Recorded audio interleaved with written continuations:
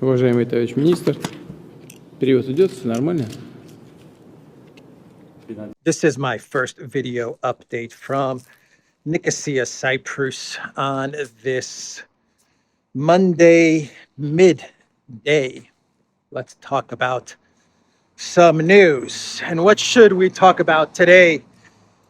Let's talk a little bit about the food fight that is happening between 4 EU member states and the Zelensky regime.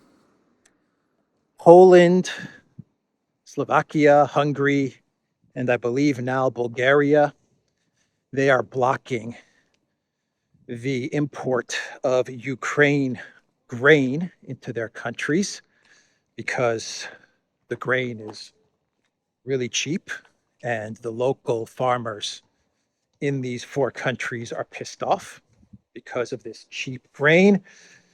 And so these countries have decided to ban the import of this grain. Remember that video that came out maybe 2-3 weeks ago where there was this Polish politician, a government official, and the farmers were throwing stuff at him? Well, throwing stuff at that politician actually worked because Poland had to ban the import of the grain from Ukraine. The farmers were protesting in Poland as well.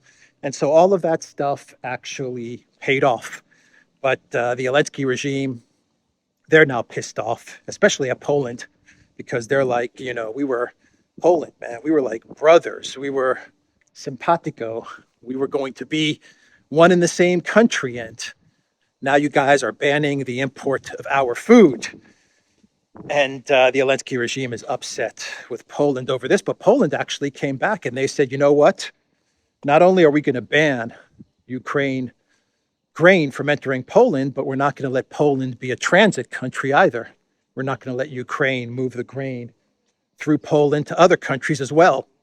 So that was Poland's response to Ukraine's response to Poland banning grain from entering their country. Slovakia actually said that the grain from Ukraine is laced with all kinds of harmful substances and chemicals and stuff like that as well. So Slovakia took it a step further. But then again, Slovakia, from what I understand, they announced that they have given Zelensky all of their MiGs. So I guess it's kind of a trade-off. No grain into Slovakia, but you can take our Air Force. So I guess that's how Slovakia worked it out.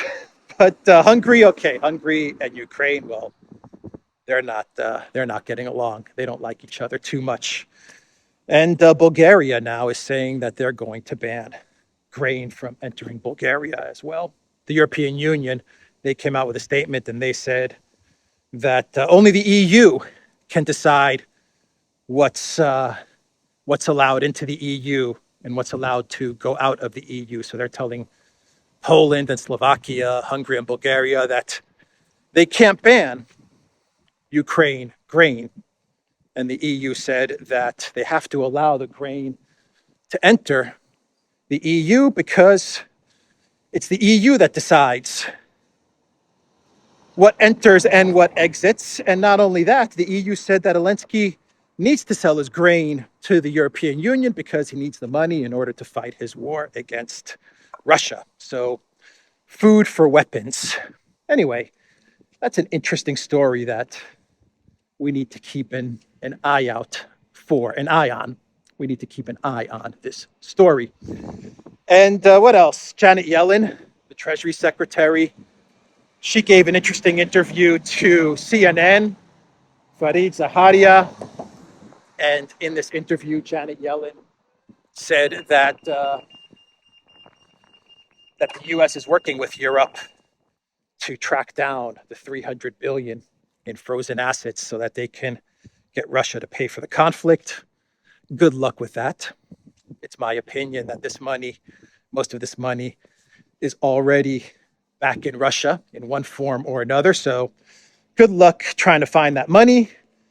But if Janet Yellen believes that Russia should be on the hook for the reconstruction of Ukraine, then I guess that means that the U.S. is on the hook for Afghanistan and Syria, Iraq, And on and on and on and on, I guess, if you follow Yellen's logic. But Yellen also said in the interview that, yes, countries are de-dollarizing.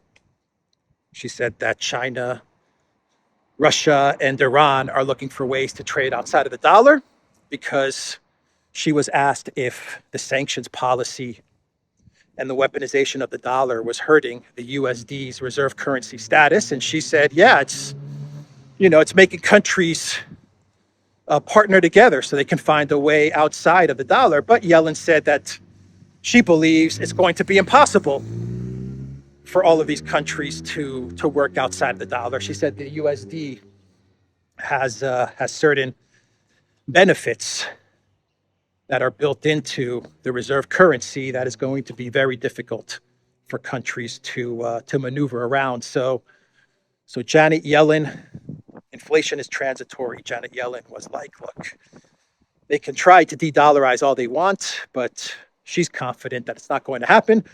So her line of thinking is we need to continue on the sanctions path, on the sanctions escalator, because these countries will never be able to escape the dollar. That's Janet Yellen's view on things. And the Financial Times, they had an article the other day where they interviewed a bunch of experts on military experts on creating what is the word that I want to say? Military experts that I'm drawing a blank. Military experts and engineers that know how to build defensive barriers, right, for conflicts. They know how to build trenches.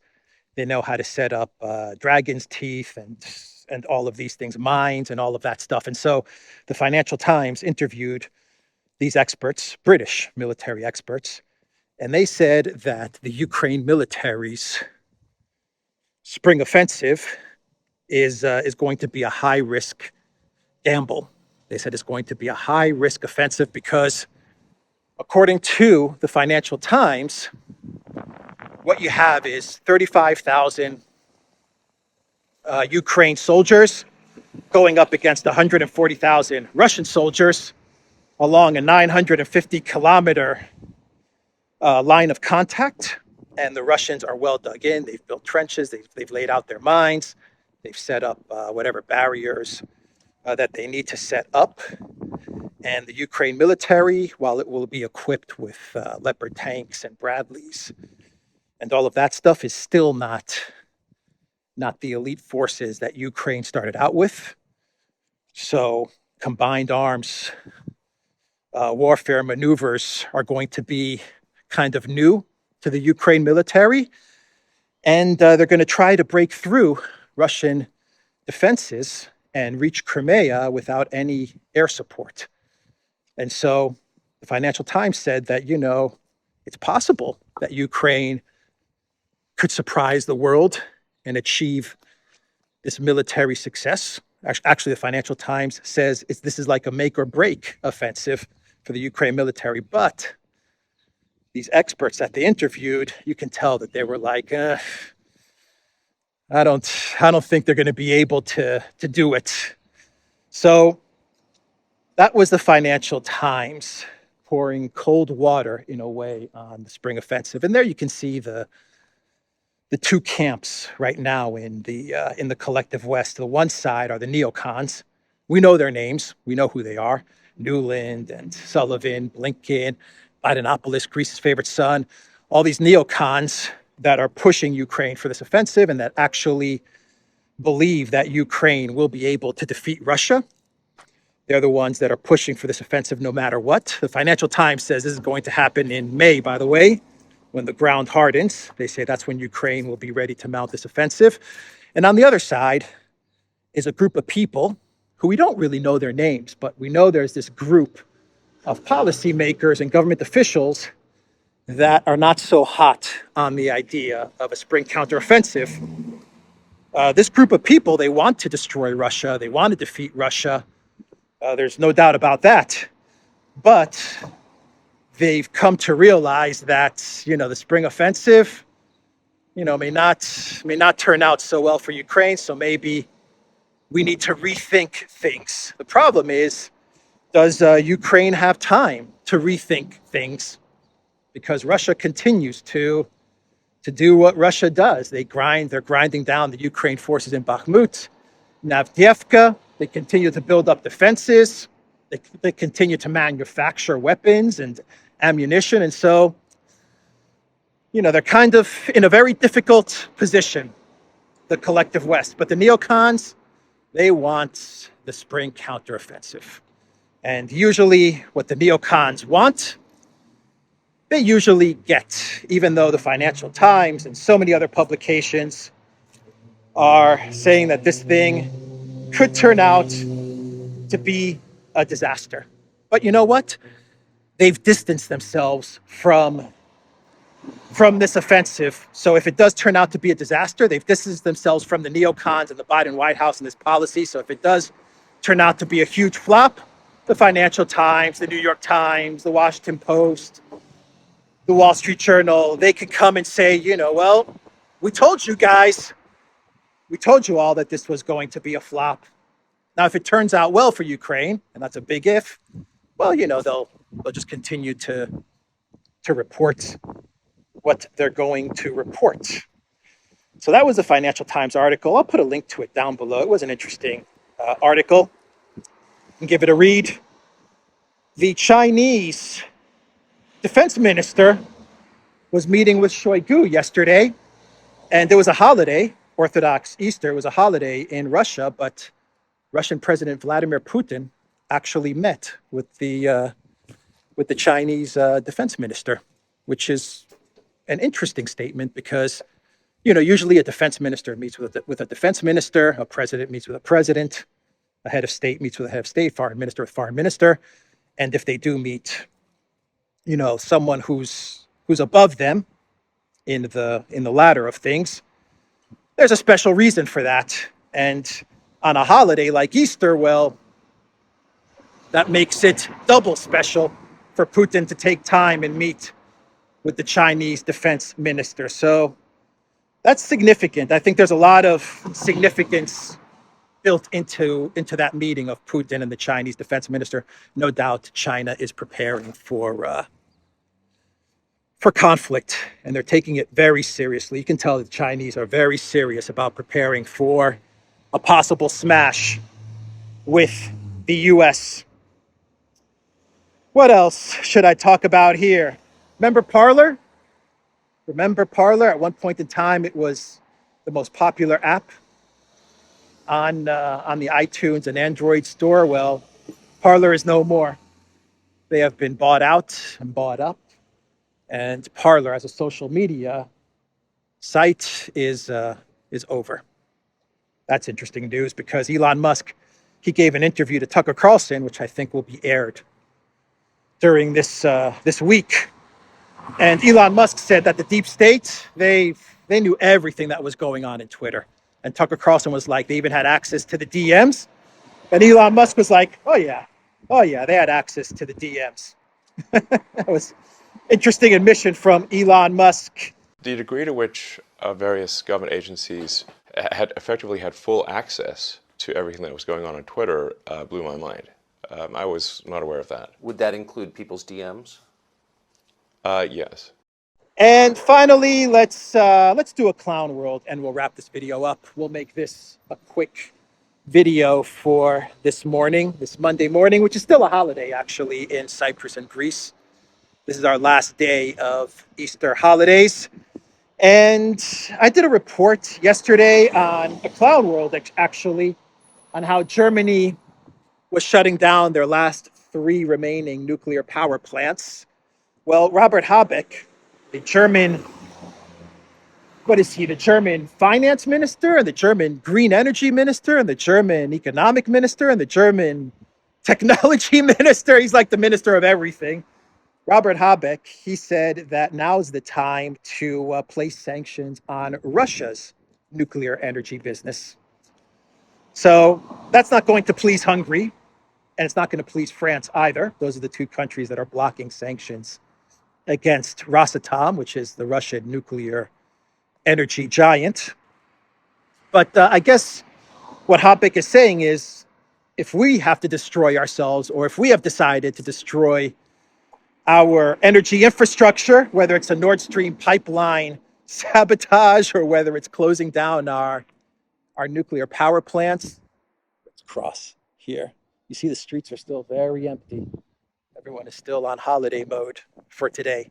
Later this afternoon, wherever everyone went for the weekend, they're going to be returning back to Nicosia, so it'll pick up. But Habik, he's like, if we have to deindustrialize, well, then we're going to force everyone to deindustrialize. So he wants to sanction Russia's nuclear energy. But that's not really the clown world. The clown world is that when this announcement to shut down the 3 remaining nuclear power plants in Germany was announced, we had this happen. Following the closure of Germany's last nuclear power plants, E.ON has announced a 45% increase in electricity prices.